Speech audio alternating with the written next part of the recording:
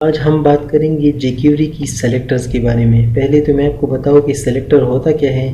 देखिए jQuery में हम जब भी किसी चीज़ पर इफ़ेक्ट या कुछ अप्लाई करना चाहेंगे तो इसके लिए हमारे लिए ज़रूरी है कि उसको हम पहले सेलेक्ट करें। तो उसी को ही हम सेलेक्ट कहते हैं, यानी सेलेक्टर कहते हैं। अब आते हैं कि हमारे पास कितनी सेलेक्टर अवेलेबल है। जो बेसिक है और जो इम्पोर्टेंट है और जो ज़्यादा यूज़ होते हैं वो है हमारे पास 4। मैं एक करके डिस्कस करता हूँ। जो हमारे पास पहला हम यूज़ करते हैं अमूमन जो है होता है HTML टैग, यानी डॉलर साइन पेरेंथिसिस की अंदर डबल कोट्स के अंदर हम लिखते हैं HTML टैग। ये कोई भी टैग हो सकता है, चाहे पैराग्राफ हो, H1 हो, इमेज हो, बटन हो।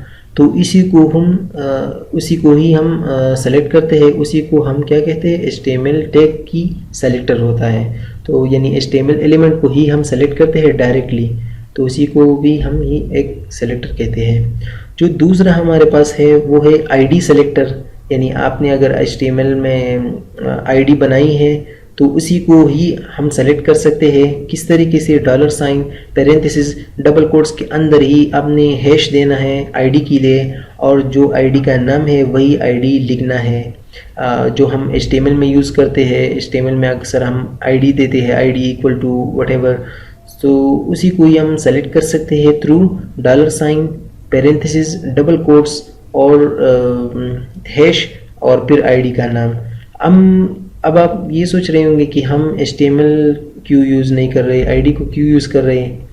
तो देखिए, जो आपको अगर पता है कि हम HTML में ID और क्लास क्यों यूज़ करते हैं बनिस्बत कि हम HTML टैग यूज़ करें, अगर आपने CSS की हो तो इसलिए हम यूज़ करते हैं ताकि इसकी जो कोई इफ़ेक्ट हो तो हम एक ही पर डालना चाहते हैं, तो उसी को ही हम या ID या फिर उसके बाद जो हम आते हैं क्लास दे देते हैं। तो देखिए, क्लास भी इस तरीके से हम दे सकते हैं, dollar sign parenthesis double quotes के अंदर डॉट हम ID के लिए यूज़ करते हैं, और हैश हम डॉट हम क्लास के लिए यूज़ करते हैं, ID हम जो हैश होता है वो हम ID के लिए यूज़ करते हैं। और क्लास में हम क्या करेंगे कि dollar sign parenthesis double quotes dot और उसके बाद डॉट के बाद क्लास का नाम, जो भी क्लास हमने HTML में दिया होता है। तो यहाँ पर हम क्लास भी सेलेक्ट कर सकते हैं, और उसकी लास्ट में जो काफ़ी ज़बरदस्त चीज़ है जिसको हम कहते हैं डॉलर साइन डबल कोट्स में नहीं लिखना और दिस लिखना है, THIS। दिस का मतलब ये होता है जब भी हम किसी भी सेलेक्ट, यानी मिसाल के तौर पर अगर मैंने कोई इफेक्ट अप्लाई किया है, मैं चाहता हूँ कि जब भी हम किसी बटन पर क्लिक करें, यानी जिस चीज़ पर भी हम क्लिक करें तो वो हाइड हो, तो इस तरह कुछ इफेक्ट हो। तो हम अगर ID को नहीं करना चाहते और HTML टैग को भी नहीं करना चाहते और क्लास को भी नहीं, अगर मैं दिस यूज़ करूँगा तो दिस का मतलब ये होगा कि जिस चीज़ पर भी मैं क्लिक करूँगा तो वो ही हाइड होगा, अगर मैंने हाइड इफेक्ट अप्लाई किया है तब। तो दिस भी हम देखेंगे, HTML टैग भी हम देखेंगे, और उसके साथ सेलेक्टर भी हम देखेंगे, और क्लास को भी हम देखेंगे। तो आइए प्रैक्टिकली देखते हैं कि किस तरीके से हम इसको कर सकते हैं। ओके, तो यहीं पर हम प्रैक्टिकली देखते हैं कि किस तरीके से हम सेलेक्टर को, उन 4 सेलेक्टर को हम यूज़ कर सकते हैं। मैंने एक HTML फाइल खोल दी है, यहीं पर जो है jQuery लिंक की है, और यहीं पर एक एक्सटर्नल jQuery जिसमें हम कोड लिखेंगे, यानी कस्टम jQuery। उसके साथ साथ यहाँ पर अब देखिए मैंने ये तो H1 है, बटन बनाया है और एक पैराग्राफ है। तो इस पैराग्राफ को मैं यहीं पर एक ID दे देता हूँ, मैं दे देता हूँ लेट्स से P1 मैंने दी। ओके, अब हम आते हैं यहाँ पर स्क्रिप्ट हम लिखेंगे कि किस तरीके से हम सेलेक्टर को सेलेक्ट कर सकते हैं।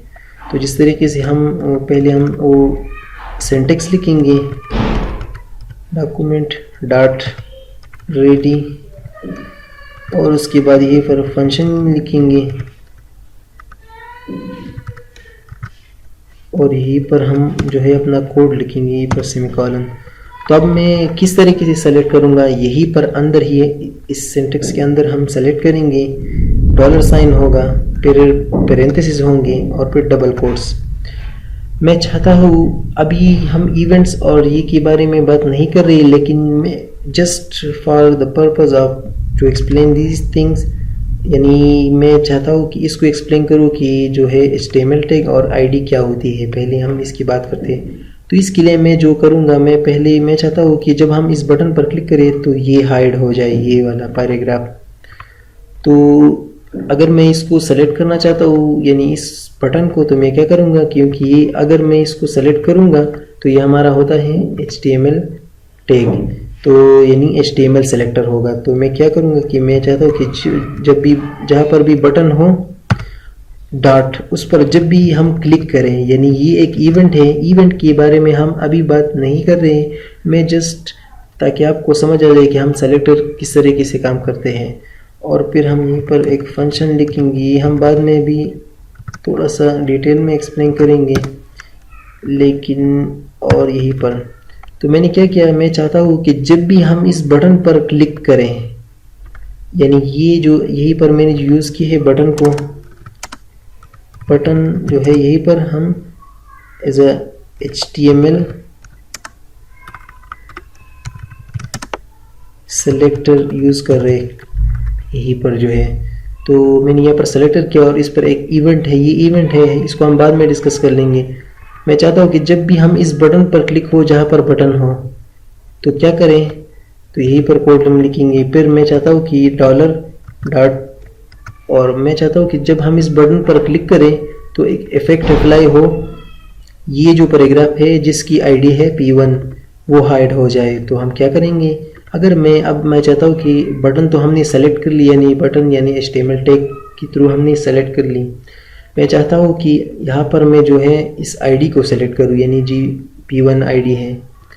तो मैं क्या करूँगा, हैश और P1, तो यहाँ पर मैंने एक आईडी यूज़ की है हैश की थ्रू, और P1 ये इसकी आईडी है जो कि हमने यहीं पर दी है, और डॉट हाइड ये एक इफ़ेक्ट है, इसको हम बाद में पढ़ेंगे।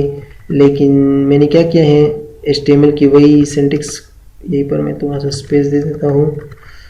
मैंने क्या किया, $, पैरेंथेसिस, यहीं पर एक HTML टैग यूज़ की है जिसमें मैंने लिखा है कि जहाँ पर भी बटन हो उस पर जब भी क्लिक हो जाए तो ये फंक्शन ट्रिगर करें। उस फंक्शन में क्या करें कि जहाँ पर हम आईडी, जिस चीज़ की ये आईडी है वो क्या करें, हाइड हो जाए। तो मकसद यहाँ पर सेलेक्टर की है, तो मैं यहीं पर ब्राउज़र में इसको खोल लेता हूँ, और जैसे ही मैं इस पर क्लिक करूँगा तो यहाँ पर देखिए ये गायब हो रही है। तो इसका मतलब ये है कि हमारी जो सेलेक्टर है वो काम कर रही है। उसके साथ हम यहीं पर क्लास भी दे सकते हैं। अगर मैं इसको डॉट करूँ .p1 और यहीं पर भी क्या करूँ, यहाँ पर आईडी की जगह क्लास लिखूँ, तो ये यहाँ पर मैंने क्या किया है कि .p1 मतलब जहाँ उसको हाइड करो जिसकी P1 क्लास हो। तो यहाँ पर मैंने क्लास कॉल की है, और यहीं पर मैं रिफ़्रेश करूँगा, जैसे मैं इस पर क्लिक करूँगा तो यह भी काम कर रहा है। उसके साथ हम दिस को भी कर सकते हैं।